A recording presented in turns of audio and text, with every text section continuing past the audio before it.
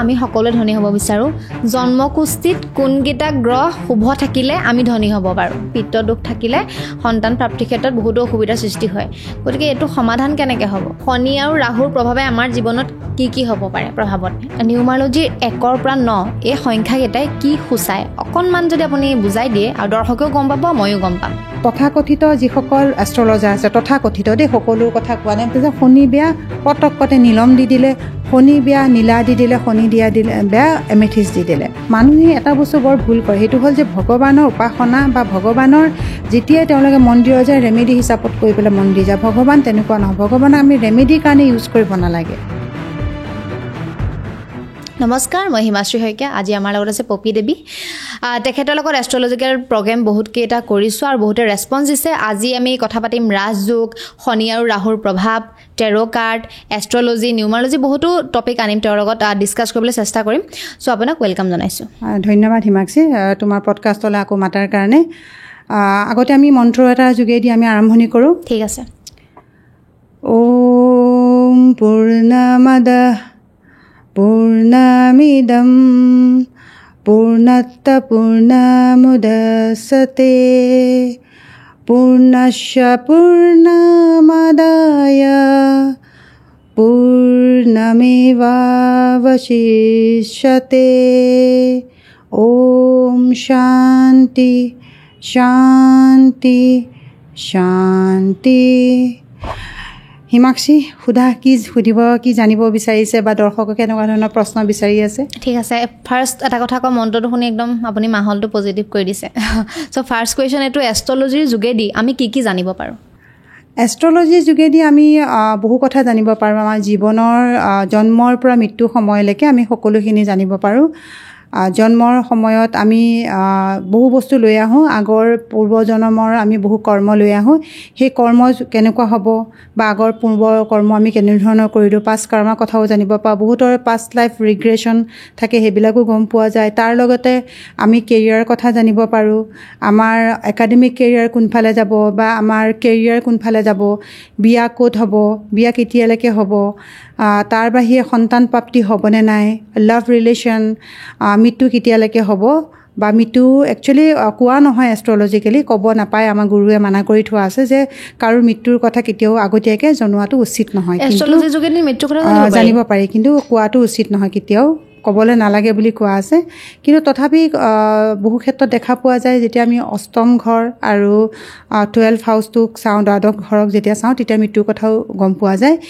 গতিকে এষ্ট্ৰলজিৰ যোগেদি আমি বহু কথাই জানিব পাৰোঁ। আমাৰ জন্মৰ সময়ৰ পিছৰ পৰা ধৰি আমাৰ মৃত্যুলৈকে আমাৰ জীৱনত কেনেকুৱা ধৰণৰ ঘটনা পৰিঘটনা হ'ব, সেই বিষয়ে আমি জানিব পাৰোঁ। হয়, এতিয়া আহোঁ নিউমাৰলজিৰ 1ৰ পৰা 9 এই সংখ্যাকেইটাই কি সূচায় অকণমান যদি আপুনি বুজাই দিয়ে আৰু দৰ্শকেও গম পাব, ময়ো গম পাম। হিমাক্ষী, তুমি সুধিছা যে অংকশাস্ত্ৰৰ যোগেদি বা নিউমাৰলজিৰ যোগেদি আমি কি জানিব পাৰোঁ। নিউমাৰলজিৰ যোগেদি আমি আমাৰ জন্মৰ পিছত আমাৰ কি হ'ব, আমি পঢ়া শুনা কেনেকুৱা কৰিম বা আমাৰ কেৰিয়াৰ কেনেকুৱা হ'ব, আমি কেতিয়ালৈকে প্ৰপাৰ্টি ল'ম বা আমাৰ বিয়া কেতিয়ালৈকে হ'ব, সন্তান প্ৰাপ্তি হ'বনে নহ'ব, হেল্থ কেনেকুৱা হ'ব, গোটেইখিনি বস্তু আমি জানিব পাৰোঁ। আমাৰ 1ৰ পৰা 9লৈকে জন্ম হোৱাৰ সকলৰ বাহিৰেও আমি যদি 11ৰ পৰা 31 তাৰিখলৈকে যিখিনি জন্ম হয়, তেওঁলোকৰ কথা নাম্বাৰ কেনেকৈ ওলাব, তেওঁলোকে 1 ডিজিটত আনিব লাগে।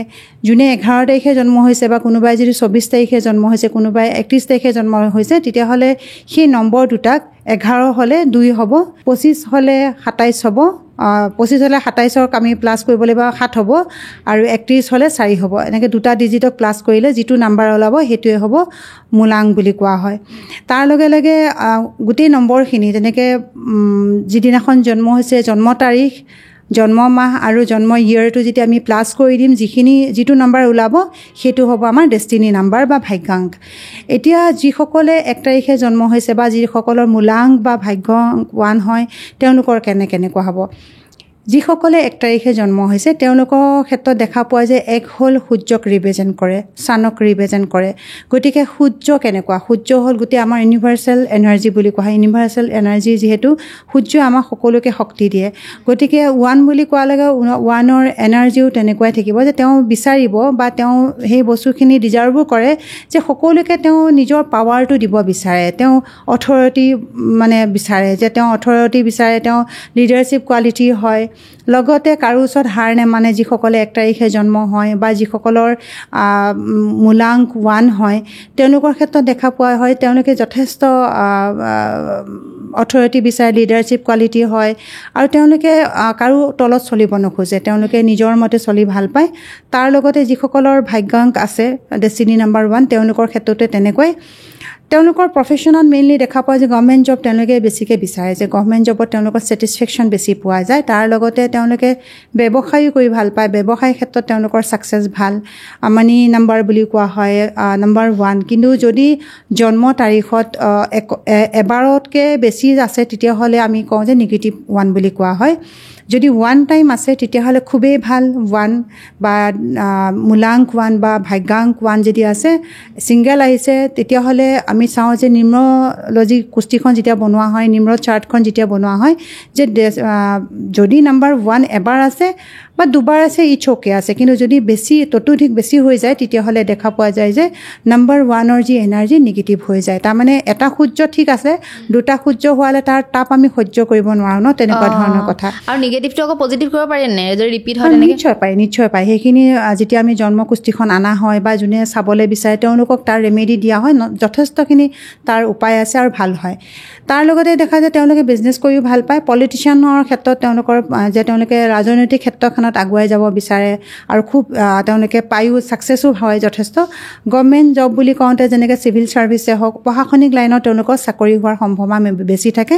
ব্যৱসায় কৰিলেও তেওঁলোকে মাটিৰ ব্যৱসায় বেছি দেখা পোৱা যায়। ব্যৱসায় ক্ষেত্ৰত খুবেই ভাল, নাম্বাৰ 1 বেছিকৈ হওক বা ডেষ্টিনি হওক, মূলাংকে হওক অথবা ভাগ্যাংকে হওক 1ৰ খুব পজিটিভ দেখা পোৱা যায় যদি পজিটিভ নম্বৰ তেওঁ বাৰ্থ চাৰ্টত আছে। এতিয়া 2 নম্বৰ বুলি কোৱা হ'লে 2 নম্বৰ ৰিপ্ৰেজেণ্ট কৰা হয় চন্দ্ৰমাৰ লগত, মুনৰ লগত। গতিকে 2 নম্বৰ এনাৰ্জি, চন্দ্ৰমাৰ এনাৰ্জি কেনেকুৱা? চন্দ্ৰমাৰ এনাৰ্জি অকণ ৱাটাৰ এলিমেণ্টৰ লগত ৰিপ্ৰেজেণ্ট কৰা হয়।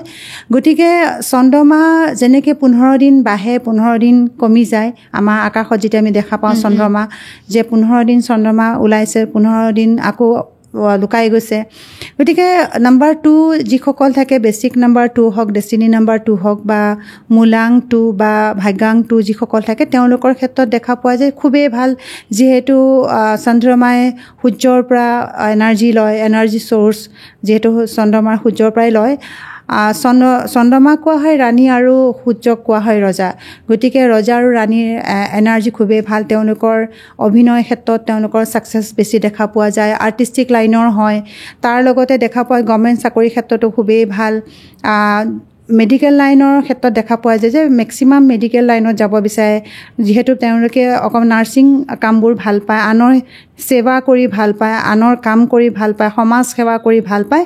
গতিকে তেওঁলোকে দেখা পোৱা যায় যে আৰ্টিষ্টিক লাইনৰ হয়, অভিনয় ক্ষেত্ৰত হয়, মেডিকেল লাইনত হয়, নাৰ্ছিং লাইনত হয়। তাৰ লগতে তেওঁলোকৰ NGO ভাল NGO ৰিলেটেড কামৰ লগত ইনভলভ হয়। কিন্তু নাম্বাৰ 2 যদি বাৰ্থ চাৰ্টত বেছিকৈ দেখা পোৱা যায় তেতিয়াহ'লে সেই ব্যক্তিজন খুব বেছি ইম'চনেল হয়, পেম্পাৰিং তেওঁলোকে বেছি বিচাৰে। তাৰ লগতে দেখা পোৱা হয় যে তেওঁলোকে অকণমান চেণ্টিমেণ্টেল হয়, মুড চুইং বহুত বেছি দেখা পোৱা যায়। যদি 2ৰ সংখ্যা বাৰ্থ চাৰ্টত বাঢ়ি যায় তেতিয়াহ'লে দেখা পোৱা যায় যে তেওঁলোকৰ এই দেখিবা মুডটো খুব ধুনীয়া হৈ আছে, অলপ পিছতে দেখিবা মুডটো অফ হৈ গ'ল, মুড চুইং হৈ থাকে আৰু খুব বেছি তেওঁলোকে মানে ডিপ্ৰেশ্যনত গুচি যায় যদি নাম্বাৰ 2ৰ সংখ্যা বাঢ়ি যায় নিম্নৰ চাৰ্টত।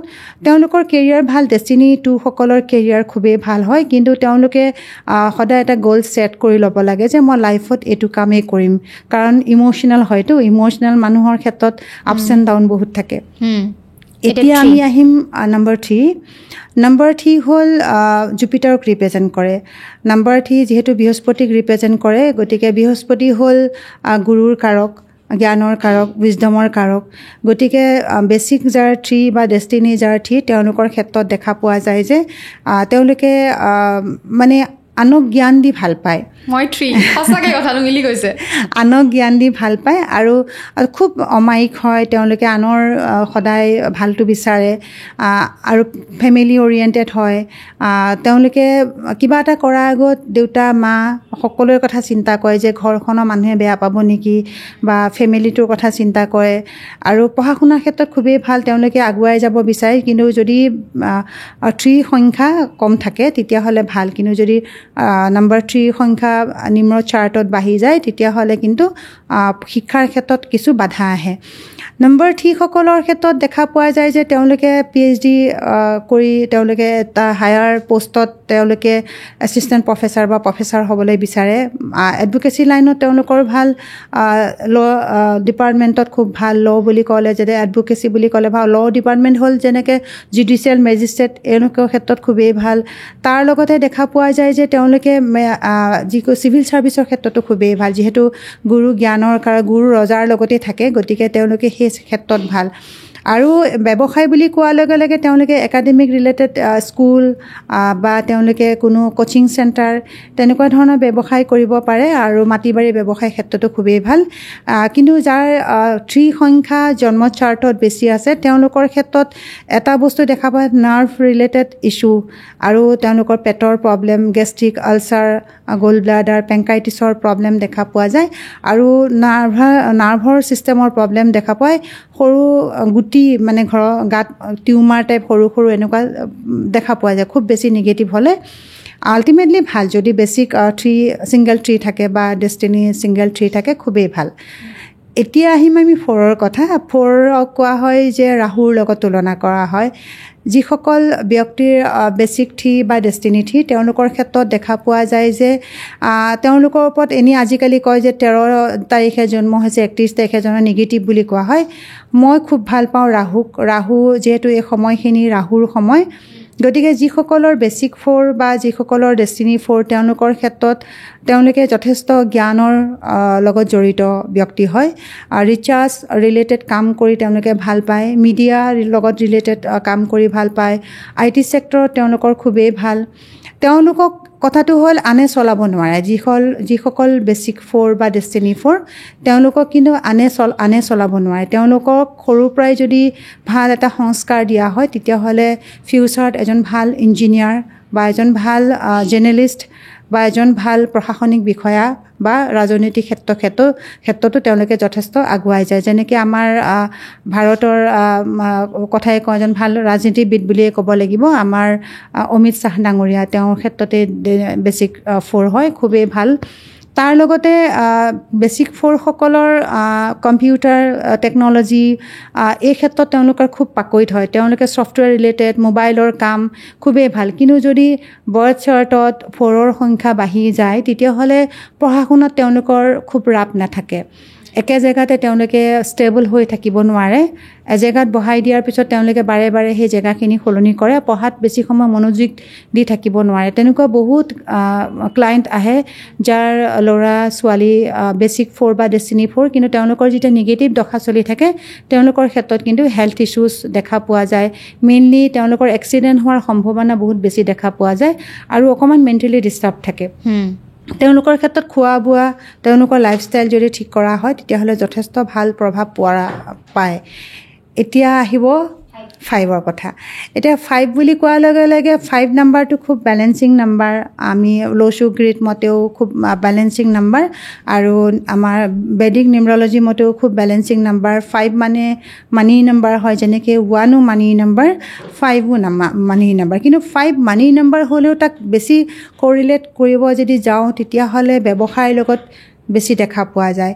যেনেকৈ যিসকলৰ 5 তাৰিখে জন্ম বা যিসকলৰ 14 তাৰিখে জন্ম বা 23 তাৰিখে জন্ম, তেওঁলোকৰ ক্ষেত্ৰত আমি চাওঁ যে 1 ডিজিটত যেতিয়া আনো 5 হয়, তাৰমানে তেওঁলোকে 5 তাৰিখে জন্ম। বা যিসকলে ডেষ্টিনি 5 তেওঁলোকৰ ক্ষেত্ৰত দেখা পোৱা ব্যৱসায়ৰ লগত জড়িত, বেংকিং ছেক্টৰত খুব বেছি ইণ্টাৰেষ্ট থাকে।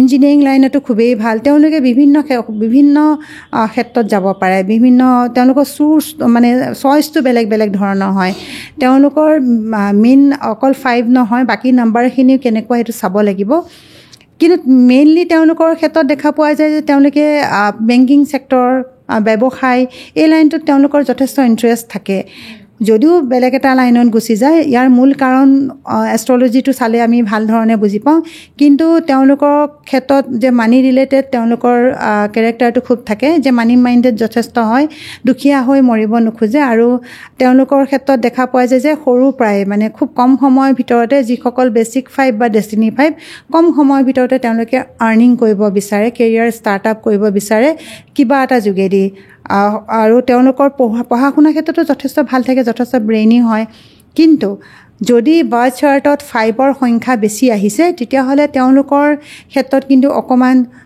হেল্থ ইছ্যুজ দেখা পোৱা যায় তেওঁলোকে ৰাতি সপোনত ভূত পেট বেছি দেখা পায় আৰু তেওঁলোকৰ নাৰ্ভৰ প্ৰব্লেম হয় স্কিনৰ প্ৰব্লেম হয় তাৰ লগতে দেখা পোৱা যায় যে চকুৰে কম দেখে সেইসকলৰ আৰু অকণমান চুলি মাথাটোৰ ক্ষেত্ৰত দেখা পোৱা যায় চুলি কম থাকে তেওঁলোকৰ যিসকলৰ বেচিক 5 বা ডেষ্টিনি 5 তেওঁলোকে কিছু সাৱধানতা অৱলম্বন কৰা দৰকাৰ তেওঁলোকৰ শ্লিপ ডিছঅৰ্ডাৰ আছে টোপনি কম যায় আৰু এনজাইটিও যথেষ্ট থাকে তেওঁলোকৰ ভয় বেছি থাকে যেনেকৈ আমাৰ 2 নাম্বাৰ যদি বেছি থাকে তেওঁলোকৰ ডিপ্ৰেশ্যন এনজাইটি থাকে তেনেকৈ 5ৰো যদি থাকে বেছিকৈ তেতিয়াহ'লে ডিপ্ৰেশ্যন এনজাইটি তেওঁলোকৰ বেছি থাকে এতিয়া আহিব 6 নাম্বাৰটো যথেষ্ট লাকি নাম্বাৰ হয় যিহেতু ভিনাছক ৰিপ্ৰেজেণ্ট কৰে ভিনাছ হ'ল লাক্সাৰী নাম্বাৰ হয় লাক্সাৰীৰ লগত কোৰিলেট কৰা হয় 6টো লাক্সাৰী নাম্বাৰ হয় 5 হ'ল মানি নাম্বাৰ 1 হ'ল মানি নাম্বাৰ কিন্তু 6এ কয় তোমাৰ তাত যিমানেই টকা নহওক টকা নাথাকাকৈ কোনে লাক্সাৰী কৰিব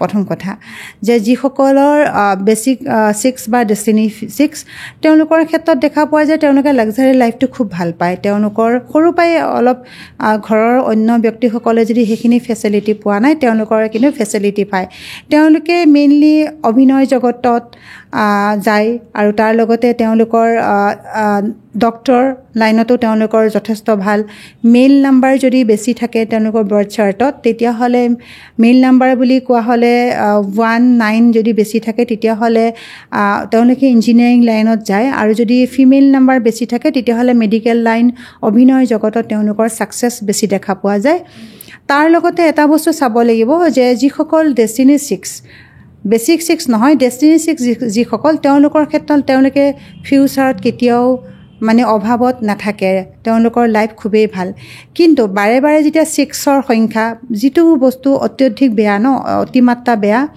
বাৰ্থ চাৰ্টত যদি 6 বেছিকৈ আহিছে তেতিয়াহ'লে দেখা পোৱা যায় যে সন্তান প্ৰাপ্তিৰ ক্ষেত্ৰত যথেষ্ট তেওঁলোকৰ বাধা হয় PCODৰ প্ৰব্লেম দেখা পোৱা যায় তাৰ লগতে আন কিছুমান দেখা পোৱা যায় যে তেওঁলোকৰ হেল্থৰ প্ৰব্লেম বেছি থাকিব খুব অমায়িক হ'ব ইণ্ট্ৰোভাৰ্ট হ'ব তেওঁলোকে কথা বতৰা বেছি ক'ব নোৱাৰে মানুহৰ লগত তেওঁলোকৰ ক্ষেত্ৰত যদি গা গোন্ধায় বা মুখ গোন্ধায় তেতিয়াহ'লেও কিন্তু অলপমান প্ৰব্লেম ক্ৰিয়েট হয় আৰু তেওঁলোকে কেৰিয়াৰ ক্ষেত্ৰত সদায় সাৱধান হ'ব লাগিব অভিনয় জগতত খুবেই ভাল আৰ্টিষ্টিক লাইনত খুবেই ভাল মেডিকেল লাইনত খুবেই ভাল যদি ফিমেল নাম্বাৰ আছে বাৰ্থ চাৰ্টত বেছি তেতিয়াহ'লে তেওঁলোকে অভিনয় জগতত আৰ্টিষ্টিক লাইনত তেওঁলোকৰ মেডিকেল লাইনত ভাল যদি তেওঁলোকৰ মেইল নাম্বাৰ বেছি আছে তেতিয়াহ'লে গভৰ্ণমেণ্ট জব অথবা তেওঁলোকে ইঞ্জিনিয়াৰিং লাইনত ব্যৱসায় লাইনতো তেওঁলোকৰ ছাকচেছ আছে এতিয়া আহিব 7 হ'ল এনেকুৱা এটা নাম্বাৰ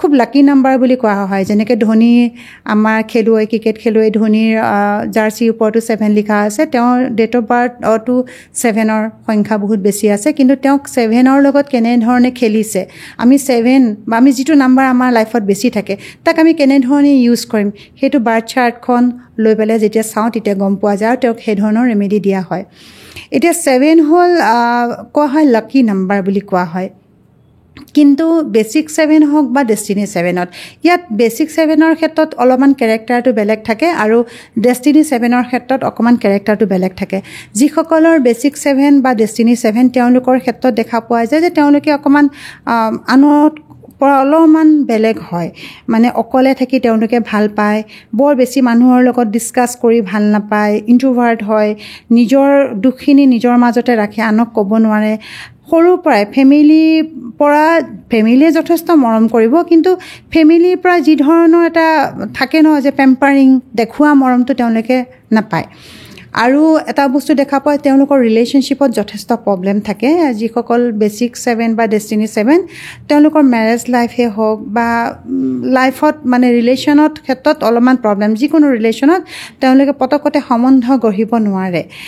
কেৰিয়াৰ ক্ষেত্ৰত খুবেই ভাল, তেওঁলোকে ৰিচাৰ্জ ৰিলেটেড কামৰ লগত ইনভলভ হয়, যিহেতু 7 হ'ল কেতুক ৰিপ্ৰেজেণ্ট কৰে। কেতুৱে ডেফ্টত গৈ কাম কৰি ভাল পায়, 7এ কয় যে মই ৰিচাৰ্জ কৰি ভাল পাওঁ। কেতু যিহেতু আমাৰ ডিঙিৰ পৰা তলৰ চোৱা হয়, গতিকে কেতুৱে কয় যে মই তলত ডেফ্টত গৈ কাম কৰি ভাল পাওঁ। গতিকে 7ৰ ক্ষেত্ৰত দেখা পোৱা যায় যে যিসকলৰ বেচিক 7 বা ডেষ্টিনি 7 তেওঁলোকে ফৰেন ট্ৰেভেল কৰিলে তেওঁলোকৰ ছাকচেছ আছে। তাৰ লগতে দেখা পোৱা যায় যে তেওঁলোকৰ ফৰেন মানে কাৰেঞ্চিৰ লগত তেওঁলোকে যদি ব্যৱসায় কৰে ছাকচেছ ভাল। চাইণ্টিষ্ট হ'ব পাৰে, ৰিচাৰ্জ অৰিয়েণ্টেড কামৰ লগত ইনভলভ হ'ব পাৰে, ইঞ্জিনিয়াৰ হ'ব পাৰে, বেংকিং ছেক্টৰত তেওঁলোকৰ খুবেই ভাল, ব্যৱসায়ী ক্ষেত্ৰত খুবেই ভাল। 7ৰ খুবেই ভাল, কিন্তু 7 যদি বেছি আছে তেতিয়াহ'লে তেওঁলোকৰ চাব যিসকল ব্যক্তিৰ ডেট অফ বাৰ্থত 7 বেছি আছে তেওঁলোকে মাথা খাব আৰু প্ৰশ্ন কৰি কৰি পাগল কৰি দিব, প্ৰশ্ন বেছি কৰিব, মানে ৰিচাৰ্জ অৰিয়েণ্টেড ডেফ্টলৈকে যাব বিচাৰে, কিউৰিয়চিটিটো খুব বেছি, জিজ্ঞাসু ভাৱ বহুত বেছি। তাৰ লগতে তেওঁলোকৰ কেৰিয়াৰত এবাৰ নহয় এবাৰ ৰিলেশ্যনক লৈ অলপমান প্ৰব্লেম দেখা পোৱা যায়। আৰু 7ৰ যাৰ বেচিক মানে নিম্ন চাৰ্টত যদি 7ৰ সংখ্যা বেছি আছে, তো তেওঁলোকৰ ক্ষেত্ৰত তেওঁলোকে ছেপাৰেট থাকি ভাল পায়, অকলে থাকি ভাল পায়। তেওঁলোকে বেছি ভিৰ ভাৰত তেওঁলোকে বৰ ভাল নাপায়, অকলশৰে থাকি পাহাৰত ফুৰি ভাল পায়, মন্দিৰ ভ্ৰমণ তীৰ্থ ভ্ৰমণ কৰি ভাল পায়, কিন্তু লাকি নাম্বাৰ হয় 7। এতিয়া আহিব 8ৰ কথা কওঁ। 8 হ'ল শনিৰ নাম্বাৰ, ছেটাৰ্ণৰ নাম্বাৰ। 8 মই খুব পজিটিভ নাম্বাৰ বুলি কওঁ, যে যিসকলৰ বেচিক 8 বা ডেষ্টিনি 8 তেওঁলোকে ভয় নাখাব। শনিৰ নাম্বাৰ হয় যদিও তেওঁলোকে খুব সৎ মানুহ হয়। যদি তেওঁলোকৰ মেইল নাম্বাৰ থাকে তেতিয়াহ'লে তেওঁলোক অকণমান এগ্ৰেছিভ হয়। যদি বাৰ্থ চাৰ্টত তেওঁলোকৰ নিম্ন বাৰ্থ চাৰ্টত যদি 8ৰ লগত 2 নাম্বাৰ বেছি থাকে, তেতিয়াহ'লে 2 বা 6 থাকে, তেতিয়াহ'লে দেখা পোৱা যায়, ফিমেল নাম্বাৰ থাকে, তেতিয়াহ'লে দেখা পোৱা যায় ইম'চনেল বেছি হয়, তেওঁলোকে আনৰ কথা বেছি চিন্তা কৰে, ফেমিলিৰ কথা বেছি চিন্তা কৰে। কিন্তু যদি ডেষ্টিনি 8 হয় তেতিয়াহ'লে দেখা পোৱা যায় যে জীৱনত এবাৰ মানে তেওঁলোকে জীৱনত এবাৰ দেউলীয়া হয়, মানে দুখীয়া হৈ মৰে বা দুখীয়া হয়, বা বেংকৰ ক্ষেত্ৰত তেওঁলোকৰ কাৰাপ্ট হয়, বা বেংক বেলেঞ্চ একাউণ্ট 0 হৈ যায়, তেওঁলোকৰ দেখা পোৱা যায়।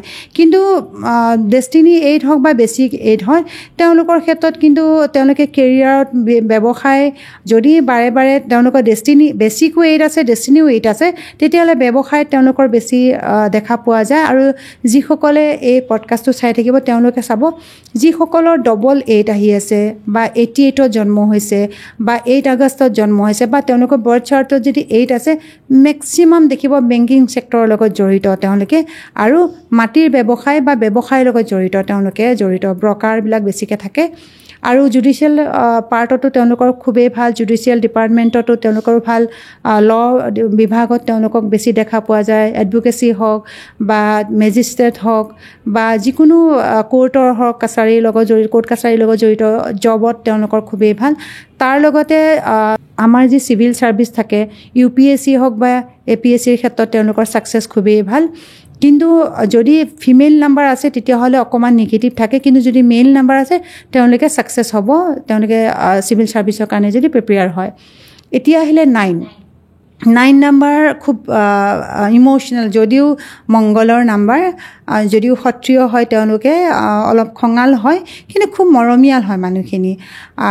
বাৰ্থ চাৰ্টত যদি বেচিক 9 হয় বা ডেষ্টিনি 9 হয় বা বাৰ্থ চাৰ্টত যদি বাৰে বাৰে 9 আহিছে বেছিকৈ, তেতিয়াহ'লে সেই ব্যক্তিসকল দেখা পোৱা যায় যে তেওঁলোকে বহুত বেছি ইম'চনেল হয়, আনৰ কথা বেছি চিন্তা কৰে, কাৰোবাক বেয়া পাইছে, মংগলে বেয়া পাইছে সন্মুখত কৈ দিব, পৃথিৱীৰ পিছত কাৰো বিষয়ে বদনাম নেগায়, যি ক'ব আছে সন্মুখত ক'ব।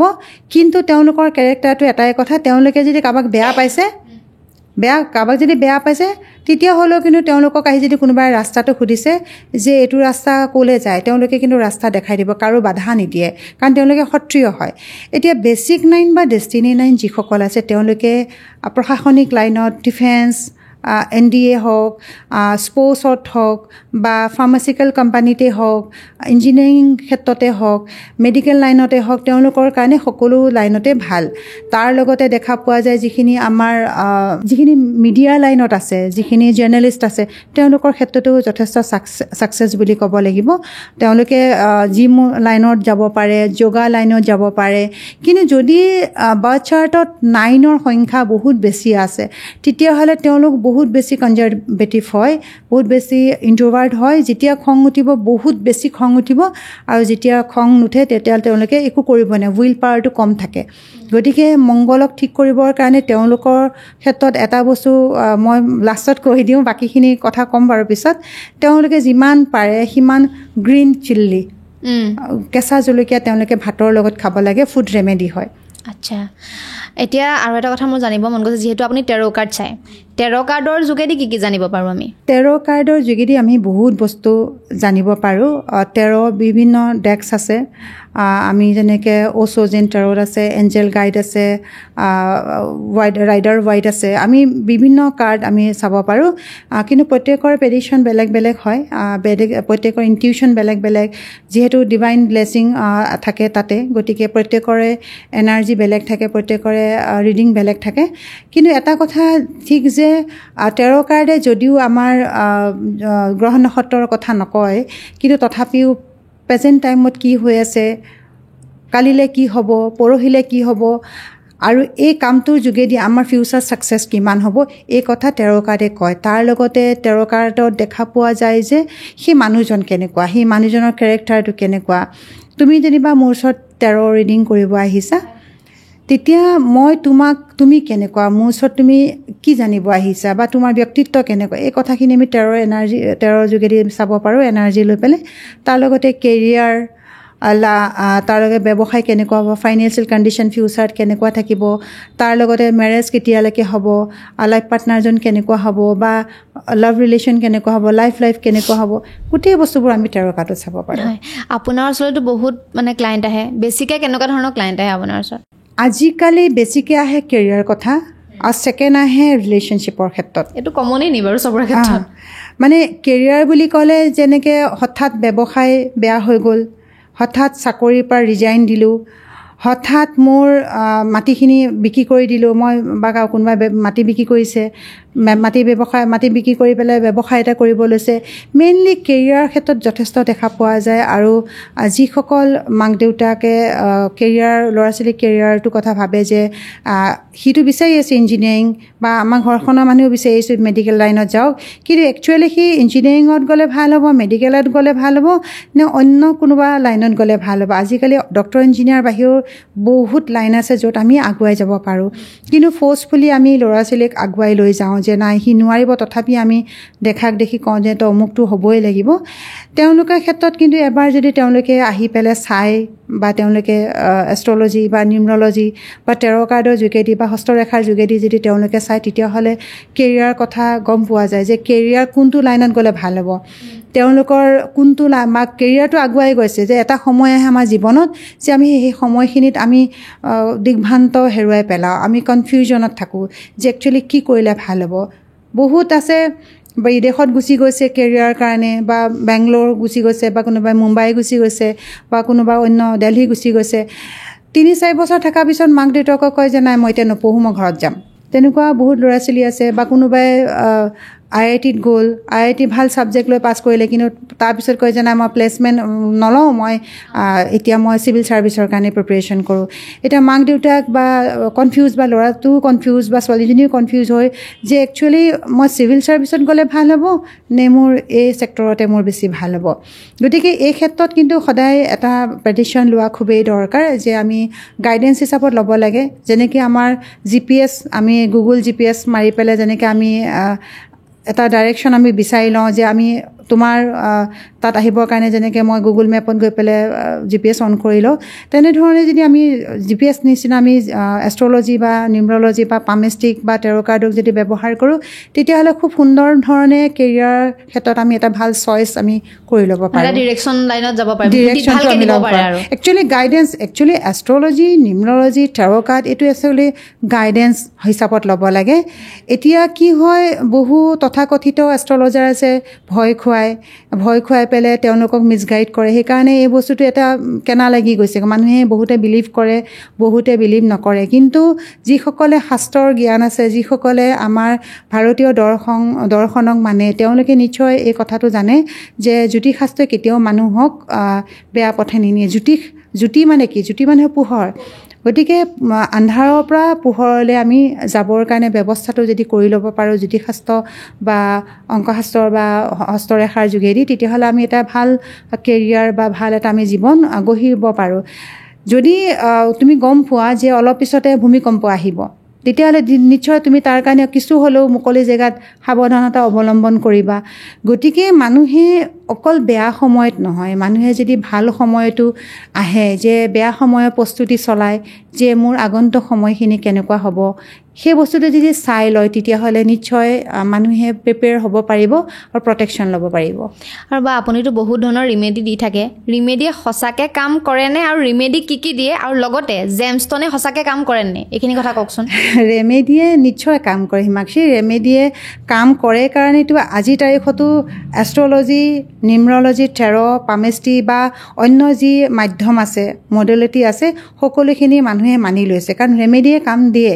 কিন্তু প্ৰথম কথাটো হ'ল, ৰেমেডিয়ে তেতিয়া কাম কৰিব যেতিয়া মানুহজনৰ বিশ্বাস থাকিব।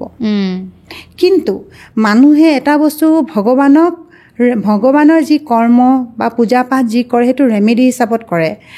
ৰেমেডি হিচাপত কৰাৰ কাৰণে সেই বস্তুৰ ক্ষেত্ৰত অলপমান কিছু ক্ষেত্ৰত প্ৰব্লেম হয়, যে আমাৰ ৰাহুৰ দশা চলি আছে বা অমুক কিবা এটা বেয়া দশা চলি আছে, আমি বগলা মা মন্দিৰ গ'লোঁ, অন্যথা আমি বগলা মানুহ কোন আমি নাজানোৱেই, ঠিক আছে। আমাৰ অমুকটো বেয়া দশা চলি আছে, আমি হনুমানজী মন্দিৰত গ'লোঁ, হনুমান চালিচা পাঠ কৰিলোঁ। গতিকে ভগৱানক কেতিয়াও ৰেমেডি হিচাপত ল'ব নালাগে। ৰেমেডিৰ যোগে কাম হয়, দানৰ যোগেদি কাম হয়। তাৰ লগতে তুমি জেমষ্টনৰ কথা ক'লা, জেমষ্টনৰ যোগেদি যথেষ্ট কাম হয়। আৰু যিসকলৰ কাম হয় তেওঁলোকৰ 15 দিন, একচুৱেলি এনেকুৱা কিছুমান ক্লাইণ্ট আছে যে 7টা জেমষ্টন পিন্ধি আহে, তেওঁলোকক যেতিয়া কওঁ কিহৰ কাৰণে পিন্ধিছে, বোলে দিছে এষ্ট্ৰলজাৰে, কিন্তু যেতিয়া কওঁ যে কাম দিছেনে গমেই নাপাওঁ। যদি জেমষ্টনটোৱে কাম দিয়ে, 15 পৰা 20 দিনৰ ভিতৰতে জেমষ্টনে কাম দিব, এইটো 100% গেৰেণ্টি আছে। যদি কোনো এষ্ট্ৰলজাৰে পাৰফেক্টলি চাই পেলাই জেমষ্টন দিছে, তেতিয়াহ'লে সেই জেমষ্টনে কাম দিবই।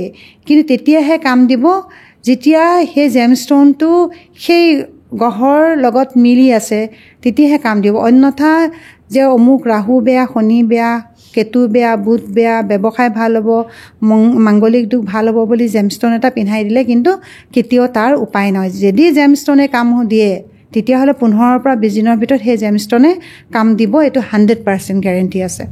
আৰু এইটো সুধিছোঁ, আপুনি কি ৰিমেডি দিয়ে? মই ৰেমেডি দিওঁ। কিছুমান আছে মডেলিটি, যিবোৰ একচুৱেলি আজিকালি বৰ কৈ থাকে যে হিলিঙৰ চেপ্টাৰ, তন্ত্ৰৰ চেপ্টাৰ আমি ক'ব নালাগে, কিন্তু অসমৰ পডকাষ্টতহে বা অসমৰ মাধ্যমত এনেকুৱা হৈ আছে। কিন্তু অসম ভূমিখনতেই তন্ত্ৰ সাধনা হয়, যিহেতু মা কামাখ্যাৰ ক্ষেত্ৰতে তন্ত্ৰ সাধনা হয়। গতিকে মা কামাখ্যাৰ ওচৰত যিসকল তান্ত্ৰিক আহে, তেওঁলোকৰতো সাধনা শেষ কৰিব নোৱাৰে, তেওঁলোকৰ তন্ত্ৰ মন্ত্ৰ শেষ কৰিব নোৱাৰে। তন্ত্ৰ সাধনা, মন্ত্ৰ সাধনা, তাৰ লগতে কিছুমান দিয়া হয়, দান দিয়া হয়, জেমষ্টন দিয়া হয়, ব্ৰেচলেট দিয়া হয়, অন্য কিছুমান ৰেমেডি দিয়া হয়, মডেলিটি ব্যৱহাৰ কৰা হয়। হিলিং বোলে শব্দ এটা আছে, যিটো বস্তু ভয় খুৱাই বহুতে। তেনেকুৱা ধৰণৰ কিছুমান মডেলিটি আছে, যাৰ যোগেদি মানুহৰ ভাল হয়, যথেষ্ট ভাল হৈছে। ব্যৱসায়ীসকলৰ ক্ষেত্ৰত তেওঁলোকৰ যথেষ্ট ব্যৱসায়ী আছে, যথেষ্ট চাকৰি বিচাৰি আহে। গভৰ্ণমেণ্ট চাকৰিৰ ক্ষেত্ৰত দেখা পোৱা যায় যে তেওঁলোকৰ সূৰ্যৰ লগত বুধৰ জ্যোতি কেনেকুৱা চলি আছে। বিভিন্ন ক্ষেত্ৰত যেতিয়া জন্মকুষ্ঠিখন চোৱা হয়, তেতিয়া গম পোৱা যায় যে এই জেগাত প্ৰব্লেম আছে, তেতিয়া তেওঁলোকৰ সেই ধৰণৰ ৰেমেডি দিয়া হয়। আদাৰৱাইজ কিছুমান সৰু উপায়ৰ যোগেদিও আমাৰ ভাল হয়। যেনেকৈ মোৰ চৰ্দি লাগিছে, মই যদি অলপ গৰম পানী ব্যৱহাৰ কৰিছোঁ, অলপ জ্বলা বস্তু ব্যৱহাৰ কৰিছোঁ, ঠাণ্ডা বস্তু নাখাইছোঁ বা এচিৰ তলত যদি বহু সময় থকা নাই, তেতিয়াহ'লে তাক আমি প্ৰাথমিকভাৱে ঠিক কৰিব পাৰোঁ। কিন্তু যেতিয়া আমি বহুত বেছি ভাইৰেল হৈ গৈছে বা আমাৰ হেল্থটোত প্ৰব্লেম ক্ৰিয়েট কৰিছে, তেতিয়া আমি কি কৰোঁ? ডক্টৰৰ পৰা মেডিচিন খাওঁ বা এণ্টিবায়'টিক খাওঁ। তেনেকুৱা ধৰণৰ কথা যে আমি যেতিয়ালৈকে এষ্ট্ৰলজি বা নিউমৰলজি ধুনীয়াকৈ আমি ডেপ্থত গৈ নাচাওঁ, তেতিয়ালৈকে ৰেমেডিৰ কথা এজন ব্যক্তিক কোৱাটো উচিত নহয়। আৰু এটা কথা কওঁ হিমাক্ষী, তুমি মোৰ ওচৰত আহিছা, অহাৰ পিছত মোক সুধিছা যে বা এই বস্তুটো হৈ আছে কিয় হৈ আছে। প্ৰথম যিটো মই প্ৰেডিকশ্যন দিছোঁ সেইটো ৰাইট প্ৰেডিকশ্যন। তাৰপিছত তুমি যদি মোক সুধি আছা, মই তাৰপিছত যিটো প্ৰেডিকশ্যন দিছোঁ সেইটো হ'ল ফ'ৰ্চফুলি হ'ব। গতিকে এষ্ট্ৰলজাৰে প্ৰথমতে যিখিনি কয় সেইখিনিয়ে একচুৱেল প্ৰেডিকশ্যন হয়। তাৰপিছত যিখিনি সোধা হয় সেইখিনি হ'ল তেওঁক ফ'ৰ্চফুলি সোধা হৈছে। হয়, আৰু এটা কথা, আমি সকলোৱে ধনী হ'ব বিচাৰোঁ। জন্মকুষ্ঠিত কোনকেইটা গ্ৰহ শুভ থাকিলে আমি ধনী হ'ব পাৰোঁ? জন্মকুষ্ঠিত শুভ বুলি কোৱাৰ লগে লগে আমি সদায় এটা বস্তু চাব লাগিব যে জন্মকুষ্ঠিৰ পৰা যেতিয়া আমি লগ্নৰ পৰা চাওঁ, লগ্নৰ পৰা 5th হাউচ, লগ্নৰ পৰা 9th হাউচ আৰু লগ্নৰ পৰা 10th 11th হাউচত কোন গ্ৰহ বহি আছে। 5th হাউচ আৰু 9th হাউচ আৰু 10th হাউচ 11th হাউচত যদি শুভ গ্ৰহ বহি আছে বা শুক্ৰ, ৰাহু অথবা শনি গ্ৰহ বহি আছে, তেতিয়াহ'লে দেখা পোৱা যায় যে সেই ব্যক্তিজনৰ যদিও লেট হ'ব জীৱনত ধনী হোৱাৰ বা কেৰিয়াৰ ষ্টাৰ্টআপ, কিন্তু ভাল দেখা পোৱা যায়। যদি 5th হাউচটো ভাল গ্ৰহ বহি আছে বা 9th হাউচত যদি ভাল গ্ৰহ বহি আছে বা 10th হাউচত ভাল গ্ৰহ বহি আছে বা 11th হাউচত ভাল গ্ৰহ বহি আছে, তেতিয়াহ'লে দেখা পোৱা যায় খুব সুন্দৰভাৱে তেওঁলোকৰ জীৱনটো আগুৱাই যাব। তথাপি যদি 10th হাউচ, হিন্দীত এটা শব্দ কয় যে ৰাহু 10 মে তো দুনিয়া বাছ মে, ৰাহু যদি 10 নম্বৰ ঘৰত আছে, তেতিয়াহ'লে কেৰিয়াৰৰ ক্ষেত্ৰত কেতিয়াও কোনো কাৰণে বাধা নাহে। কিন্তু যিহেতু ৰাহুৰ সময়ত ৰাহুৰ এনাৰ্জি খুবেই ভাল। তাৰ লগতে শুক্ৰ কেনেধৰণে আছে, শুক্ৰ ৰাহুৰ যুতি আছে নেকি, কনজাঞ্চ হৈ আছে নেকি, শুক্ৰ কোন হাউচত আছে।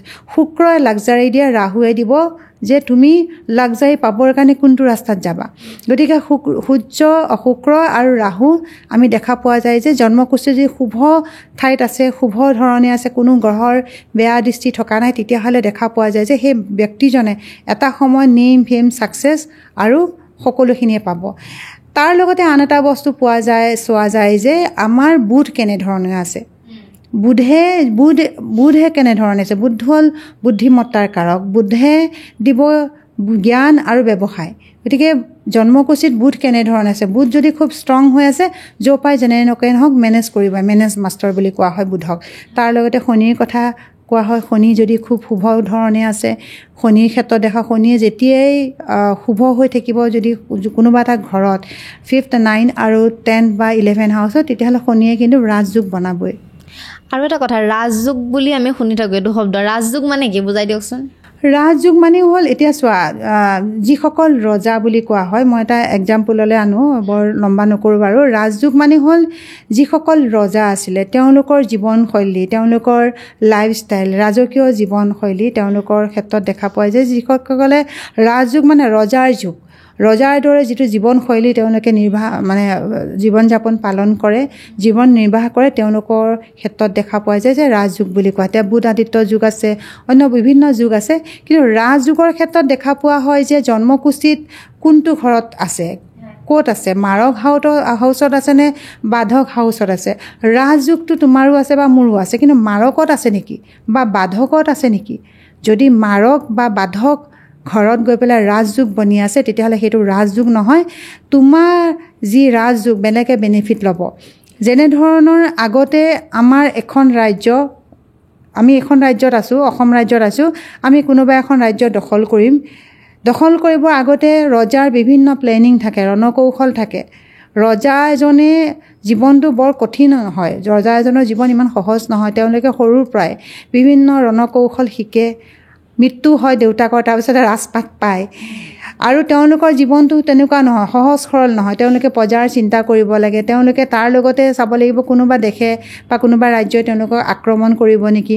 কিন্তু তথাপি ৰজাৰ জীৱনটো বৰ অতুলনীয় খুব সুন্দৰ জীৱন থাকে কিন্তু ৰজা এজনে সদায় এটাই চিন্তা কৰে যে মোক কোনোবা দেশৰ আক্ৰমণ কৰিব নেকি বা সেই দেশখন যদি দুৰ্বল হৈ আছে মই তাক ৰণকৌশলৰ যোগেদি যুদ্ধ বিগ্ৰহৰ যোগেদি দখল কৰিব মোৰ ৰাজ যি সীমা আছে মই বঢ়াব পাৰোঁ নেকি সেইটো সদায় ৰজাজনৰ থাকে কিন্তু এতিয়া সাধাৰণ যেতিয়া আমাৰ জীৱন এটা যাপন কৰোঁ ৰাজযোগ বুলি কোৱাৰ লগে লগে মোৰ ৰাজযোগ পৰিছে এতিয়া ৰাজযোগৰ সময় মোৰ 7 বছৰ বয়সত যেনিবা মোৰ ৰাজযোগ আছিলে এতিয়া 7 বছৰ বয়সতো ৰাজযোগৰ মই তাৰ প্ৰভাৱ বুজি নাপাম কাৰণ মই 7 বছৰ বয়সত মোৰ ৰাজযোগ বুধাতীত যুগ আছিল বা অন্য ৰাজযোগ আছিলে কিন্তু সেই সময়খিনিতো মই ৰাজযোগৰ অনুভৱ কৰিব নোৱাৰিম বা তাৰ উপভোগ কৰিব নোৱাৰিম কাৰণ সেই সময়খিনিত মই সৰু বাচ্চা এটা আছিলোঁ ঠিক আছে গতিকে সেই সময়খিনিত মই তাৰ যি এনাৰ্জি ল'ব নোৱাৰিম ছেকেণ্ড কথাটো হ'ল যে মই ৰাজযোগ কেতিয়া পাম ধৰি লওক 35 বছৰ বয়সত মোৰ ৰাজযোগ হৈছে কিন্তু 35 বছৰ বয়সত ৰাজযোগৰ যুগ চলিছে জন্মকুষ্ঠিত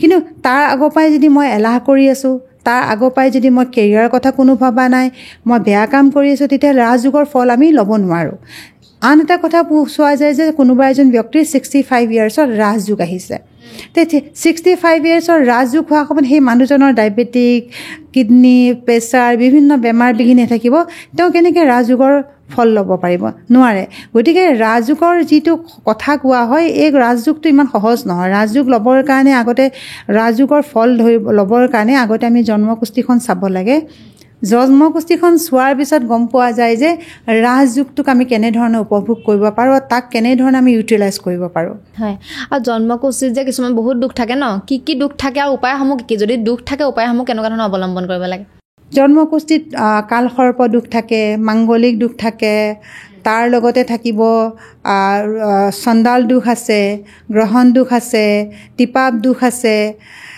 বিভিন্ন দুখ আছে অংগকাৰ দুখ আছে বিভিন্ন দুখৰ অন্ত নাই দুখ ঢেৰ আছে যেনেকৈ ৰাজযোগ আছে ৰাজযোগৰ ক্ষেত্ৰত আমি চাওঁ বুধাদিত্য যুগ বিভিন্ন যুগ আছে সেই ক্ষেত্ৰত আমাৰ দুখৰ ক্ষেত্ৰতো বহুত দুখ আছে এতিয়া কালসৰ্প দুখ হ'লে ৰাহু আৰু কেতুৰ এক্সিষ্ট যদি হৈ থাকে চন্দ্ৰমা বা শনি তেতিয়া ক্ষেত্ৰত আমি তেনেকুৱা ক্ষেত্ৰত দেখা পাওঁ বিভিন্ন গ্ৰহ যদি হৈ থাকে তেতিয়াও দেখা পায় কালসৰ্প দুখ থাকে কালসৰ্প দুখত সেই যিজন ব্যক্তিৰ কালসৰ্প দুখ থাকে তেওঁৰ ক্ষেত্ৰত শৰীৰটো একদম প্ৰথম লক্ষণ যাৰ কালসৰ্প দুখ আছে সেই ব্যক্তিজন বা সেই মানুহজনৰ শৰীৰটো সদায় শীতল হৈ থাকিব ভৰি কামুৰি থাকিব গাটো পিৰপিৰাই থাকিব ঠাণ্ডা ঠাণ্ডা লাগি থাকিব সিৰসিৰাই থাকিব নাৰ্ভৰ প্ৰব্লেম থাকিব অনবৰতে তেওঁ ঠাণ্ডা ঠাণ্ডা অনুভৱ হৈ থাকিব গৰমতো বৰ বিশেষ গৰম নালাগে যেতিয়াই কিবা এটা বস্তু কিনিব যাব হয়তো ঢিলা হ'ব নহ'লে টাইট হ'ব কেতিয়াও ফিটিং নহ'ব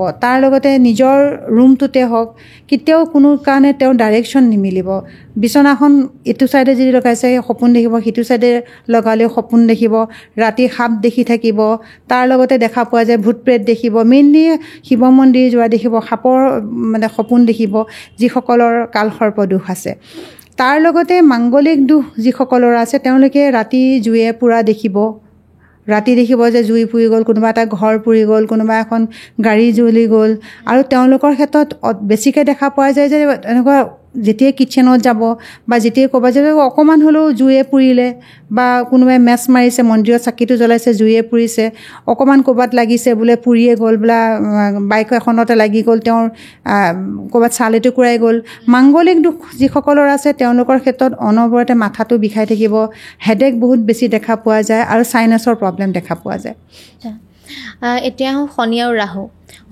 আৰু ৰাহুৰ প্ৰভাৱে আমাৰ জীৱনত কি হ'ব পাৰে প্ৰভাৱত ইয়াতে আৰু এটা কথা হিমাক্ষী থাকি গ'ল যে যিসকলৰ টিপাপ আছে দুখ আছে বা যিলোকৰ গ্ৰহণ দুখ আছে গ্ৰহণ দুখ থকাসকলৰ দেখা পোৱা যায় টিপাপ বা পিত্ত দুখ থকা কথা পিছত গ্ৰহণ দুখ যিসকলৰ থাকে তেওঁলোকৰ ক্ষেত্ৰত দেখাবা যে তেওঁলোকে সাজি কাচি তৈয়াৰ হৈছে ধুনীয়াকৈ ৰেডি ক'ৰবাত যাব লাগে গাড়ীখন আহিব যাব লাগে হ'ল বোলে তেনেকুৱাতে বোলে ল'ৰাটোৰে জ্বৰ হৈ গ'ল ছোৱালীজনীয়ে জ্বৰ হৈ গ'ল বা দেউতাকৰে কিবা এটা প্ৰব্লেম হৈ গ'ল যাব নোৱাৰিলে তেওঁলোকৰ ক্ষেত্ৰত দেখা পোৱা যায় এই প্ৰব্লেম তাৰপিছত দেখা পোৱা যায় যিসকলৰ পিত্ত দুখ থাকে তেওঁলোকৰ কুল বংশ বৃদ্ধি নহয় পিত্ত দুখ থকাসকলৰ বংশ বৃদ্ধি নহয় তেওঁলোকৰ সন্তান প্ৰাপ্তিৰ ক্ষেত্ৰত বাধা হয় বা ঘৰৰ যি মূল ল'ৰাজন থাকে তেওঁলোকে মদাহী হয়, ভাং খাই ঘূৰি ফুৰিছে, পঢ়া শুনাত মন নাই, ইফালে বোলে চুৰ কৰিছে, কোনোবাই বোলে বেয়া বস্তু লৈছে, কোনোবাই মাদক দ্ৰব্য লৈছে, কোনোবাই বোলে স্মাগলাৰ বনিছে।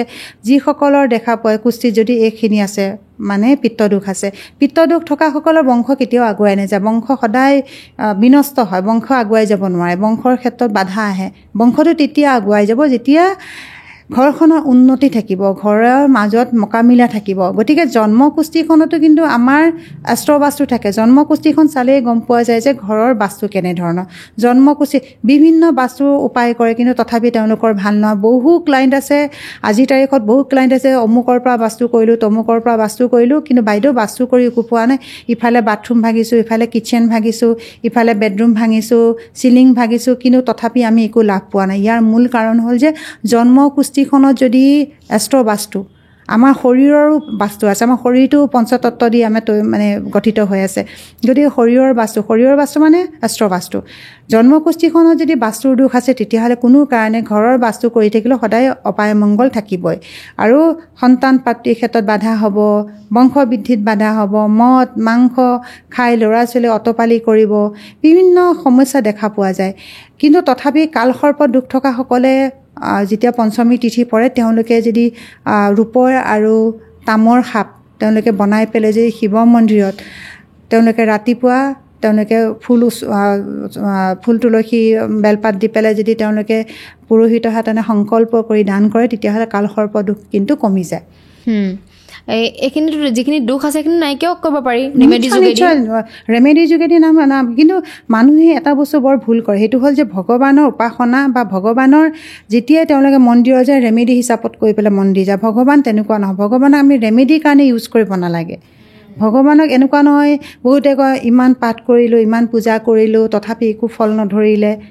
কিয় এনেকৈ ধৰিব? আপুনি ৰেমেডি হিচাপত ঘূৰিছে ন। ৰেমেডি হিচাপত কেতিয়াও কোনো বস্তুৰ ভগৱানে কেতিয়াও নিদিয়ে। ভগৱানে এখন সাগৰৰ ওচৰত বহি যদি মই এবাল্টি পানী লাগে বুলি ৰৈ থাকোঁ, তেতিয়াহ'লে নহ'ব ন, তাৰ পৰা আমি কিয় ফল নাপাওঁ। হয়, এইটো সুধি গ'ল কথা। অলপ আগতে এইটো সুধিছিলোঁ, শনি আৰু ৰাহুৰ প্ৰভাৱত আমাৰ জীৱনত কি হ'ব পাৰে? শনি মোৰ ফেভাৰেট প্লেনেট হয়। শনি দশাতে জীৱনত মানুহে সকলো কৰি লয়, ভাল কাম কৰে। ময়ো ভাল কাম কৰিছোঁ শনি দশাতে, মই জীৱনত আগুৱাই গৈছোঁ। শনি দশাত দেখা পোৱা যায় যিসকলৰ, মই ৰাহুৰ কথা পিছত ক'ম, শনিৰ ক্ষেত্ৰত দেখা পোৱা যায় শনিক লৈ মানুহে ভয় খুৱায়। একদম তথাকথিত যিসকল এষ্ট্ৰলজাৰ আছে, তথাকথিত দেই, সকলোৰ কথা কোৱা নাই, ভাল এষ্ট্ৰলজাৰ বহুত আছে আমাৰ অসমত, কিন্তু তথাকথিত কিছুমান এষ্ট্ৰলজাৰ আছে যে শনি বেয়া পতকতে নীলম দি দিলে, শনি বেয়া নীলা দি দিলে, শনি বেয়া এমেথিছ দি দিলে। মোৰ খুব ৰেয়াৰ ক্লাইণ্ট আছে যাক মই নীলম খুব কম দিওঁ নীলম, কাৰণ নীলমটো এনেকুৱা এটা এনাৰ্জি হয় যে নীলমে তৰিবও পাৰে, মাৰিবও পাৰে। এতিয়া শনি দশাত আমাৰ শনি হ'ল লোহা, শনি হ'ল লেবাৰ, শনি হ'ল আমাৰ যি সমাজ কল্যাণৰ কামৰ লগত জড়িত সেই কাম। শনিয়ে কয় যে তুমি ন্যায় কৰা, মই তোমাক সকলোখিনি দিম। শনিয়ে যিহেতু সমাজৰ পৰা, মাতৃ পিতৃৰ পৰা তেওঁ বিচ্ছেদ হৈছিলে, গতিকে তেওঁ এটাই কয় যে মাতৃ সেৱা কৰা, সমাজ কল্যাণৰ কাম কৰা, যিখিনি দুখীয়া মানুহ তেওঁলোকৰ ভাল চিন্তা কৰা, মই তোমালোকক সকলো দিম। শনিৰ কথা যেতিয়া আহে, শনি যদি খুব পজিটিভ হৈ আছে 5th হাউচত, 10th হাউচত আৰু 11th হাউচত, তেতিয়াহ'লে শনিয়ে কিন্তু ৰাজযোগতকৈ ভাল কাম দিয়ে। শনিৰ দশাত, শনিৰ 7.5, শনিৰ ঢৈয়াত মানুহে জীৱনত যিখিনি আশা কৰিছিলে তাতকৈ বেছি শনিয়ে দি যায়। আমাৰ যিমান ভাৰতৰ যিমান ইণ্ডাষ্ট্ৰি আছে, যিমান টাটা ষ্টীলে হওক বা টাটাৰ লগতে হওক বা যিমান লোহা টাটা মানে ষ্টীলৰ যিখিনি ইণ্ডাষ্ট্ৰি আছে, সকলোখিনি মালিকক চাবাচোন, তেওঁলোকে লোহা জাতীয় ষ্টীলৰ লগত জড়িত হৈ আছে। বিভিন্ন তেওঁলোকৰ তাত লেবাৰে কাম কৰি আছে, বিভিন্ন ৱৰ্কাৰ আছে, তেওঁলোকৰ ইমান লাখ লাখ ৱৰ্কাৰ আছে, যাৰ তেওঁলোকৰ এখন ফেমিলি চলি আছে, এখন ঘৰ চলি আছে।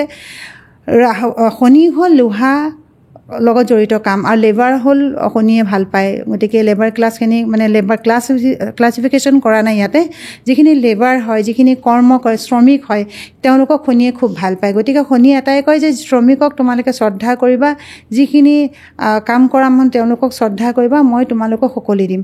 শনিৰ দশাতেই মানুহে কিন্তু আজিলৈকে যিমান ডাঙৰ আম্বানীয়ে হওক, আদানীয়ে হওক, যিমান ডাঙৰ মানে ব্যৱসায় আছে, উদ্যোগপতি আছে, ইণ্ডাষ্ট্ৰিয়েলিষ্ট আছে, তেওঁলোকে কিন্তু শনিৰ দশাতে ৰিচ হৈছে আৰু শনিৰ দশাতে মানুহে নিজৰ জীৱনটো সজাই পৰাই লৈছে গতিকে শনিৰ দশাতে মানুহৰ জীৱনত খুব সুন্দৰ শনি যদি 5th 10th আৰু 11th হাউচত আছে শুভ হৈ আছে তেতিয়াহ'লে শনি কিন্তু জীৱনত সকলোখিনি দিব শনি তিনিটা দৃষ্টি আছে এটা 3rd দৃষ্টি এটা 7th দৃষ্টি আৰু এটা হ'ল 10th দৃষ্টি শনি তৃতীয় দৃষ্টিটো খুব তীক্ষ্ণ দৃষ্টি শনিয়ে যদি তৃতীয় দৃষ্টিয়ে কোনো শুভ ঘৰক চাই আছে তেতিয়াহ'লে কিন্তু যদিও শুভ ঘৰ কিন্তু তৃতীয় কিন্তু ক'ৰবাত নহয় ক'ৰবাত বাধা দিয়ে শনিয়ে যদি নিগেটিভ হাউচক চাই আছে তেতিয়াহ'লে সেই ঘৰটো ৰিলেটেড সমস্যা জীৱনত থাকিবই শনি যিসকলৰ নিগেটিভ তেওঁলোকৰ ক্ষেত্ৰত দেখা পোৱা যায় যে তেওঁলোকে ছাকচেছ সোনকালে নহয় তেওঁলোকৰ সদায় এলাহ ভাৱ থাকিব তাৰ লগতে দেখা পোৱা যায় যে তেওঁলোকৰ ষ্ট্ৰাগল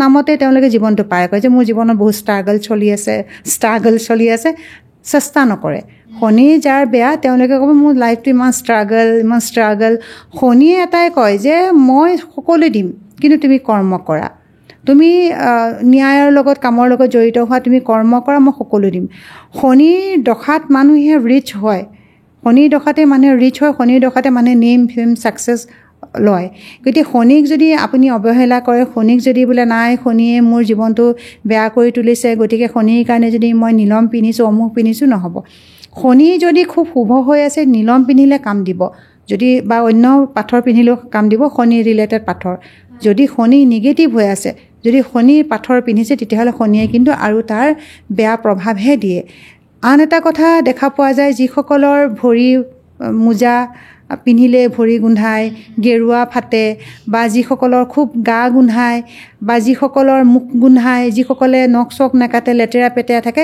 তেওঁলোকৰ ক্ষেত্ৰত দেখা পোৱা যায় যে তেওঁলোকৰ অশুভ শনি এইকাৰণে শনি যদি শুভ কৰি ৰাখিব বিচাৰিছে তেতিয়াহ'লে নিজক পৰিপাটি ডিচিপ্লিন মেইনটেইন কৰক মা দেউতা ভাই ভনী নিজৰ পৰিয়ালৰ মানুহক সেৱা শ্ৰদ্ধা কৰক সন্মান কৰক ছ'চাইটিৰ কাম কৰক মন্দিৰত গৈ পেলাই ৰাতিপুৱা চেষ্টা কৰিব ট্ৰাই কৰিব যে বাধ্যতামূলক নহয় চেষ্টা কৰিব ওচৰত যদি কিবা মন্দিৰ আছে ওচৰত যদি কিবা নামঘৰ আছে ৰাতিপুৱা উঠি ঝাৰু মাৰক ধুনীয়াকৈ চাফা কৰক মন্দিৰৰ পূজাৰীজন বা ডাঙৰী এজনক সোধক যোন থাকে তাতে মন্দিৰত যিজন থাকে তেওঁক সোধক যে মন্দিৰটো মই চাফা কৰিব বিচাৰিছোঁ অমুক বাৰে আপুনি শনিবাৰ বা মঙলবাৰ বা বুধবাৰ যিকোনো বাৰতে আপুনি মন্দিৰ চাফা কৰক মন্দিৰটো ঝাৰু মাৰক পানী চানী ঢালি দিয়ক চাফা কৰক শনি যি নিগেটিভ প্ৰভাৱ এইটো দূৰ হ'ব তাৰ লগতে নিজক পৰিপাটি কৰি ৰাখক নিজৰ কাপোৰ কানি সুন্দৰ কৰি ৰাখক শনিবাৰে মঙলবাৰে অকণমান নিমখ লৈ পেলাই স্নান কৰক গা ধুৱক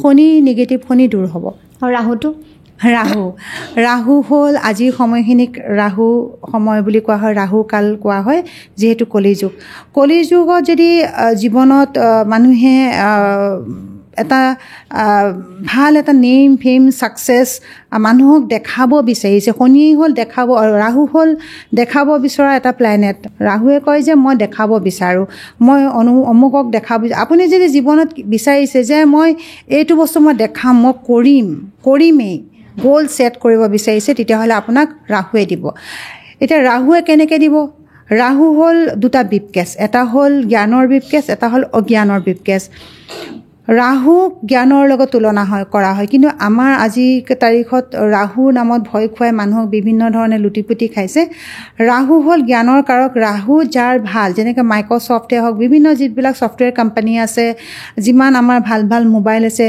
যিসকলে নাচাত গৈ আছে ৰিচাৰ্জ ৰিলেটেড কামৰ লগত ইনভলভ হৈ আছে তেওঁলোকৰ ৰাহু ভাল ৰাহুৱেহে ৰিচাৰ্জ ৰিলেটেড কামৰ লগত ইনভলভ হৈছে ৰাহু আৰু কেতুৱে কৰে ৰিচাৰ্জ কিন্তু ৰাহুৱে দেখাই পেলাই কৰে কিবা এটা কাম কৰিব হ'লে ৰাহুৱে দেখাই কৰে ছায়েন্সৰ ডেফ্টত গৈ পেলাই কাম কৰে কেতুৱে কিন্তু ওপৰত যিখিনি কাম কৰে ৰাহুৱে কৰে ৰাহু ইণ্টেলিজেণ্টে কাৰক ৰাহুক যদি আমি ভাল ধৰণে ব্যৱহাৰ কৰিছোঁ ৰাহুক যদি আমি জীৱনত এটা গ'ল ছেট কৰি দিব বিচাৰিছোঁ তেতিয়াহ'লে ৰাহুৱে কিন্তু আমাক ইমান সফলতা দিব যিটো আমি কেতিয়াও কল্পনা কৰা নাছিলোঁ নেম ফেম ছাকচেছ ৰাজকীয় জীৱন আমাৰ যি পলিটিচিয়ান যিসকল আছে তেওঁলোকৰ ৰাহু ভাল যিসকলে পাব্লিক প্লেটফৰ্মত আহি পেলাই তেওঁলোকে ধুনীয়া ধৰণে স্পীচ দিব পাৰে ভাষণ দিব পাৰে তেওঁলোকৰ ৰাহু খুবেই ভাল যিসকল জাৰ্নেলিষ্ট আছে যিসকলে ভাল ইউটিউবাৰ হয় যিসকলে ভাল সমাজত গৈ পেলাই ভাষণ দিব পাৰে, সমাজৰ কাম কৰি আছে।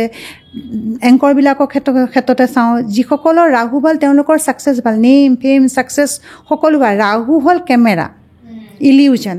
ৰাহু হ'ল কেমেৰা, ৰাহু হ'ল ইলিউজন। এতিয়া কেমেৰাৰ সন্মুখত মই যে কৈ আছোঁ এইটো হ'ল ৰাহুৰ এনাৰ্জি।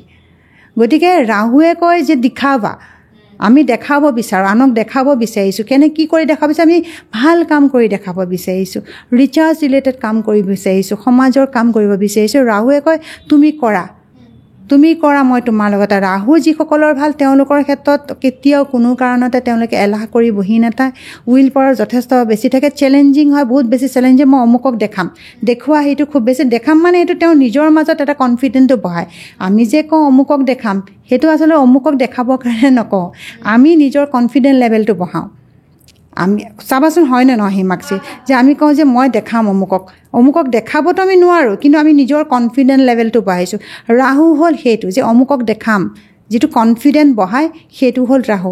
কিন্তু যদি ৰাহু বেয়া আছে, জন্মকুষ্ঠিত যদি ৰাহু বেয়া আছে, তেতিয়াহ'লে এটা বস্তু দেখা পোৱা যায় যে সেই ব্যক্তিজন মদ মাংস বেয়া চৰিত্ৰৰ লগত জড়িত হৈ পৰে।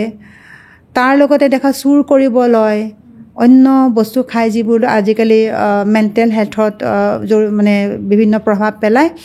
আৰু তাৰ লগতে দেখা পোৱা যায় যিসকলে ৰাহুৰ লগত জড়িত তেওঁলোকৰ ক্ষেত্ৰত দেখা পোৱা যায় এক্সিডেণ্ট খুব বেছি দেখা পোৱা যায়, কোৰ্ট কাছাৰী বহুত হয়। ৰাহু যিসকলৰ বেয়া তেওঁলোকৰ মাটি বাৰী কেছ বহুত দেখা পোৱা যায়, পুলিচ কেছ বহুত দেখা পোৱা যায়।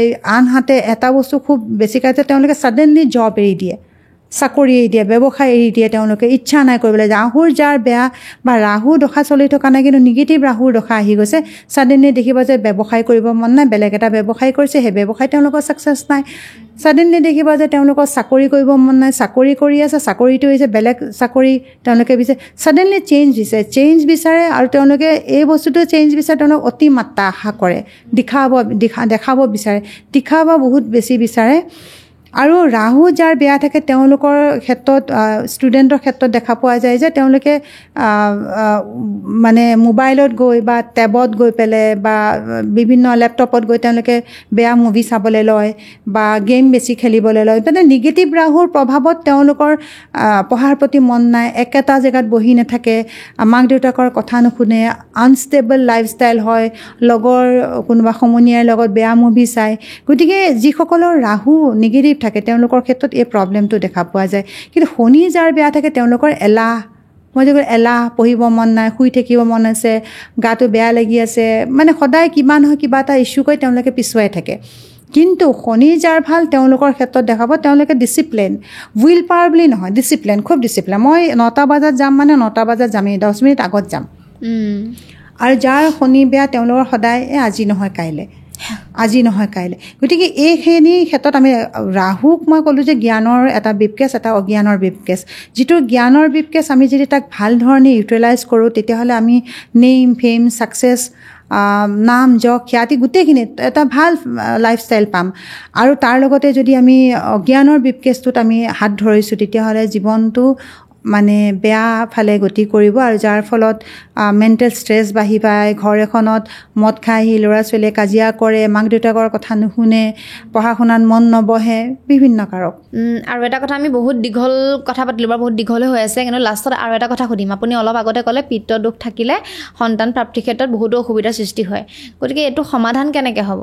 যিসকলৰ পিত্তদোষ আছে জন্মকুষ্ঠিত তেওঁলোকৰ যদি বংশ বৃদ্ধি হোৱা নাই, সন্তান প্ৰাপ্তিৰ ক্ষেত্ৰত বাধা দেখা পোৱা যায়, তেতিয়াহ'লে এটা বাছুৰি ল'ব বা বাঁহী এটা ল'ব বা দুটা ল'ব পাৰে, দুটা কামো কৰিব পাৰে। এটা হ'ল যে ঘৰত আপুনি যিখন আপোনাৰ বেড থাকিব, বিচনা থাকিব, স্বামী স্ত্ৰী য'ত শুৱে তাৰ ওপৰৰ চিলিঙত আপুনি ওলোমাই দিব পাৰিব। কিন্তু বাঁহীটো এটা ময়ূৰ পাখি আৰু অকণমান হালধীয়া ৰঙৰ কাপোৰ বা ফিটা এডাল দি ধুনীয়াকৈ ডিজাইন কৰি বান্ধি দিব। পূৰ্ণিমা দিনাখন ব্ৰত থাকিব, দিনভৰ ব্ৰত থাকিব, সন্ধিয়া সময়ত এটা বাঁহী আপুনি ঘৰত লগাব, ঘৰৰ চিলিঙত লগাব, য'ত আপোনালোকে বিচনাৰ পৰা দেখা পাই থাকে যে লৰি থাকে। আৰু আন এটা বাঁহী আপুনি কৃষ্ণ মন্দিৰ বা হৰি মন্দিৰ বা গোপালৰ মন্দিৰত দিব। কিন্তু বাঁহীটো কিনাৰ পিছত এবাৰো নবজাব। কৃষ্ণই বাঁহী দেখিলে ৰখিব নোৱাৰে। আপোনাৰ যি মনৰ আশা, যি মনৰ সংকল্প, যি সংকল্পৰে আপুনি বাঁহীটো কৃষ্ণক অৰ্পণ কৰিব, সেই সংকল্প আপোনাৰ পূৰ্ণ হ'ব। আৰু এইটো 100%। ঠিক আছে আমি বহুত কথা পাতিলোঁ আৰু বহুত দীঘল হ'ল যিখিনি এতিয়ালৈকে শুনিলে অডিয়েঞ্চে আপোনালোকৰ কেনেকুৱা লাগিছে কমেণ্ট কৰিব আৰু লগতে আপোনাক যোগাযোগ কৰিব বিচাৰিব নাম্বাৰটো মোক দি দিব মই স্ক্ৰীণত লগাই দিম স্ক্ৰীণত দি দিম বাৰ লগত যোগাযোগ কৰি ল'ব আপোনালোকৰ যিখিনি সমস্যা আছে সমস্যাখিনিলৈ বাৰ ওচৰত আহিব বায়ে হেল্প কৰিব আপোনালোকক আৰু যদিহে আমাৰ এপিছ'ডবিলাক চাই ভাল পাই আছে আমাৰ চেনেলটো ছাবস্ক্ৰাইব কৰি দিব